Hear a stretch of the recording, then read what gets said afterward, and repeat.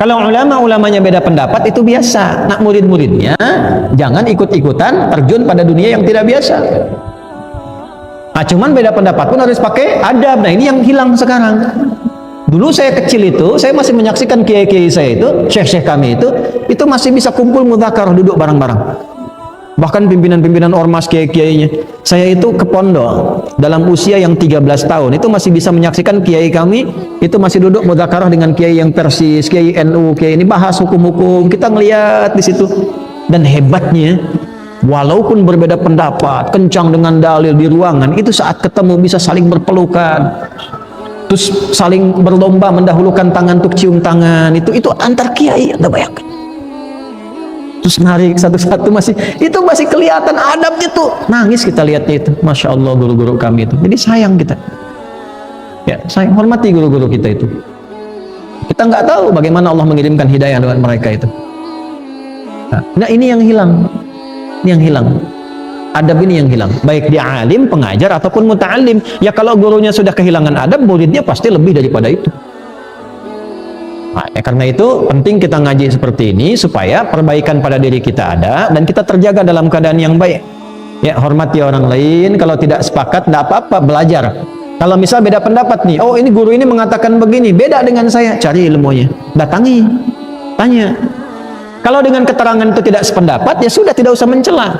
Oh, saya tetap pada yang semula saja, saya yakin dengan dalil yang ini. Selesai, antum selamat sampai situ. Tapi kalau antum berubah dari situ, nggak sepakat nih, tahu dari situ, tetap antum mempertahankan yang Anda, tapi mencela yang di situ. Nah, itu bahaya. Yang lebih berbahaya, belum kenal, belum nanya, sudah cela. Nah, itu gimana nanti tuh? Apalagi sekarang zaman media sosial, bikin status sedunia tahu. Nah, ketika masalah antum selesai, masalah dengan orang sedunia belum selesai, gimana tuh menyelesaikannya? Ya, misalnya ada fitnah terhadap guru fulan.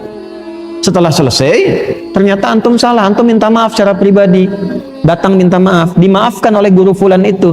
Sekarang pertanyaannya, orang yang mendengar fitnah antum yang menyebar sedunia itu dan dia menuliskan hal yang tidak baik tentang guru itu karena tulisan antum, gimana meralatnya?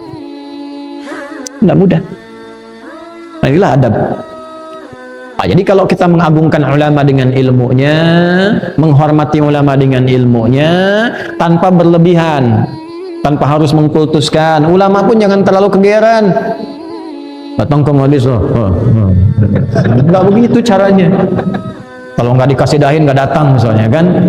Wala tamnun tastakthir, lihat amplop dulu yang undang siapa nih, gede apa enggak. Kalau amplopnya tebal, sahih nih. Tipis, dhaif.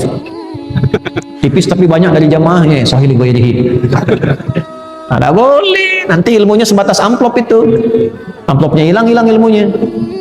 Ya, nah, jaga yang seperti itu sehingga tidak sibuk dalam hal yang lain. Nah, kalau kita mulai ta'zim begitu, lalu kita ikuti polanya. Jangan ta'zim berhenti, tidak ikuti. Kenapa jadi begitu? Nanti barulah Allah kirimkan cahaya. Nah, kalau udah melihat begitu, orang tua berdoa. Kakek itu boleh, Pak, doa untuk cucunya. Imam Syafi'i itu kan, Syafi'i nama kakek ke atas. Muhammad, bapaknya Idris, Syafi'i itu kakek ke atasnya. Tapi alim, beliau selalu berdoa. Akhirnya yang dapat siapa? Cucunya, cucu ke bawahnya, cicit. Nah, boleh jadi sekarang kakek antum berdoa nih, jadi ayah nih, belum punya anak, berdoa kalau pengen punya anak begini. Mungkin nyampainya ke cucu generasi pertama, bisa. Nggak ada yang hilang dari doa, Bu. Nggak ada yang hilang. Ibu doa sekarang minta, ya Allah jadikan anak saya seperti Ustadz Fulan, solehnya demikian, ilmunya demikian. Boleh jadi satu di antara anak ada yang dapat. Kalau bukan anaknya, nyampe ke cucu, bisa begitu. Doa tuh begitu, nggak ada yang hilang dari doa sepanjang ikhlas. Nah, ini, jadi ulama tuh diikuti bukan hanya akhlaknya, bukan hanya ilmunya. Coba lihat jejaknya, bagaimana mendapatkan itu, tanya, mintakan, dan minta sama Allah. Nah, ini yang kita dapatkan dari pelajaran hari ini ya. Nabi sallallahu alaihi wasallam qala man 'azzama al-'alima fa innama yu'azzimu Allah ta'ala. Siapa yang menghormati seorang berilmu, mengagungkannya karena Allah, maka dia sedang mengagungkan Allah Subhanahu wa taala. Sepanjang ulama ini punya 4 kualifikasi tadi dan pewaris Nabi. Wa innamal ulama'u warathatul anbiya. Wa innamal ulama'u warathatul anbiya. Atau hadis lain innal ulama'a warathatul anbiya. Dari Ibnu Majah tersambung pada sahabat Ibnu Darda, Abu Darda radhiyallahu taala anhu. Ya, kalau ada ulama pewaris Nabi begini, jaga ilmunya, jaga. Jaga dengan baik, perhatikan kesehatannya, jangan diganggu waktunya berlebihan. Udah ngajar banyak-banyak, waktunya istirahat masih diketok juga pintunya. Nah, lihat Imam Syafi'i datang ke Imam Malik. Kalau kita tuh begini, majlis hari Rabu datang hari Selasa. Jadi beliau duduk, ditunggu sampai majlis dibuka, nggak pernah ngetok. Tunggu sampai dibuka. Persiapan sebelum berangkat ngapalin Al-Muwatta. Begitu majlisnya buka hari Rabu, contohlah ya, hari Rabu misalnya. Belum dibuka, kata Imam Malik bilang sama asistennya, tolong cepat bukakan pintu, ada seseorang ahli yang sudah menunggu, orang baik yang menunggu di luar sana. Itu farasatil mu'min haqqa. Firasat orang beriman aja, apalagi ulama, itu nyata. Kata Imam Malik, cepat buka, sudah ada yang lama nunggu di situ. Begitu dibuka, Imam Syafi'i begitu datang, apa yang kamu inginkan? Pengen belajar ini guru? Kamu sudah punya apa? Saya hafal Al-Muwatta. Apalin dulu karya gurunya, coba bacakan. Begitu dibaca, nah, Imam Malik berkomen, ittaqillah, tingkatkanlah takwamu kepada Allah karena engkau akan jadi bintang di masa depan. Firasat guru, takwalah kepada Allah karena akan jadi bintang di masa depan. Ini ulama-ulama itu luar biasa. Imam Abu Hanifah begitu melihat seorang dari muridnya, ya, ada dua nanti yang unggul, Abu Yusuf dengan Muhammad. Tiba-tiba yang satu ini pintar, punya bakat, tapi ibunya, karena ayahnya sudah meninggal, ibunya minta bantu dia jualan kue, jualan, tapi karena senang ilmu mampir ke majlis Imam Abu Hanifah, dengar satu kali hilang. Imam Abu Hanifah penasaran, mana anak ini, dia kan pintar.